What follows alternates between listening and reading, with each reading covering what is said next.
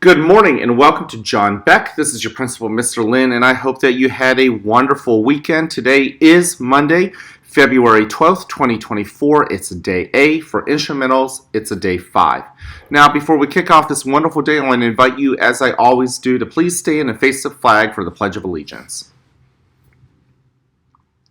I pledge allegiance to the flag of the United States of America and to the republic for which it stands, one nation, under God, indivisible, with liberty and justice for all. Thank you. Go ahead and take a seat. I am so happy that you guys are here in school. I love the energy you guys bring. And don't forget that great energy, the best part of yourselves, right? The kind and enthusiastic and positive wolf that I hope that you're feeding. I hope that when you guys continue through this day that you will meet our expectations of being respectful, being responsible, and showing that you're ready to show the best version of yourself. Now, with that respect, I want you to respect others as well as yourself. That includes your teachers, being responsible, right, with our hands and our feet and the words that come out of our mouths. But it also means respecting other people's stories, right? So I'm going to go out on a limb. If you remember me last year, right around this time of the year, I shared a little bit about my story. Okay, if you take a look, I am wearing a traditional Chinese shirt, a Taiwanese shirt. My family is from Taiwan, where my mom and dad are.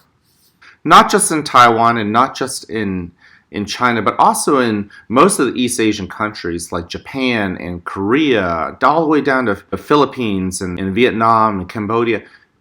You have one of the biggest holidays in the world, and we don't even celebrate it here in the United States, and that is the Lunar New Year. Some people call it the Chinese New Year, and that's why I'm wearing the shirt. I'm sharing a little bit of my story with you, and I hope that you guys enjoy it.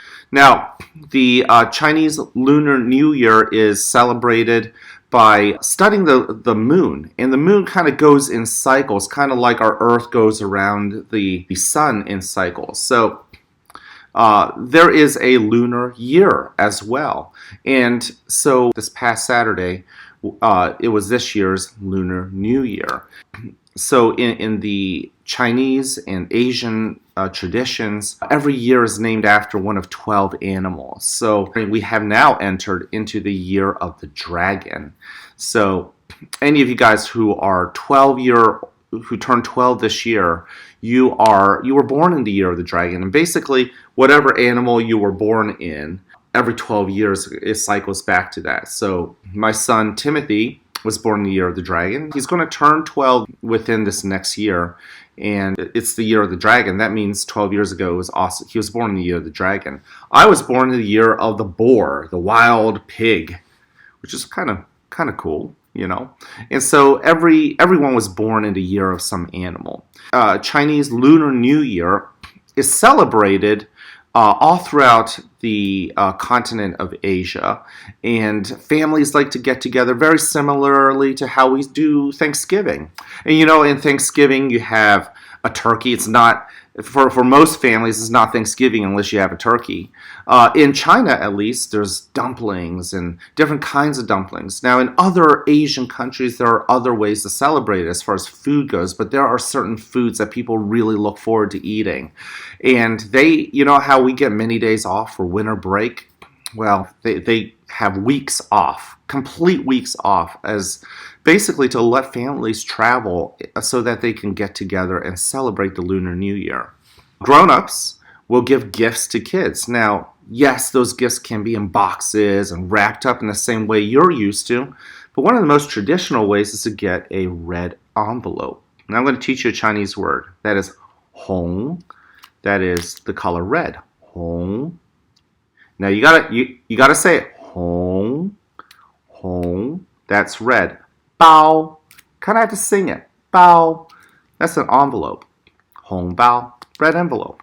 And in this red envelope, in this hong bao, parents and grandparents would give kids cash and money. So as a kid, my sister and I always looked forward to that. The other thing that we would share too is a greeting. If you are going into the regular New Year, you'll say Happy New Year. Well, we'll also say Happy New Year here. And if you remember last year, I showed you these characters. This is 新年, 新 as in new, year, 年, and this is 快乐. This together is happy. Happy. Happy New Year. Why don't you repeat after me? 新, it's like pulling out a sword. 新, okay, you kind of need to sing it. 新年, that's year. 快乐. 快乐, it's almost like you got to say it a little bit angry, like 快乐. 新年快乐. Okay, say it fast and you have Happy New Year. So if you remember this from last year, great job. 新年快乐. This is in Mandarin Chinese.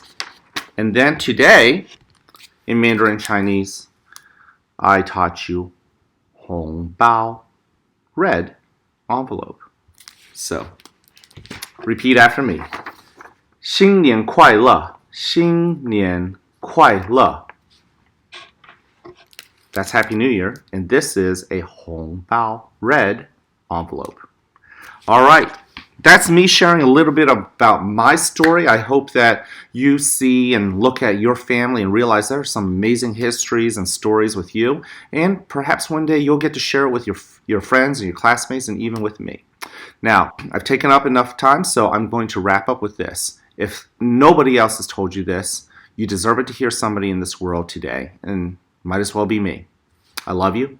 I care about you, and I'm here to encourage you. Boys and girls, go ahead and share that message. Share that message to others, but as one third grader reminded me, make sure you share that message of love, care, and encouragement to yourself, too. You're worth it. All right? Can't wait to see you guys around. Have an awesome day.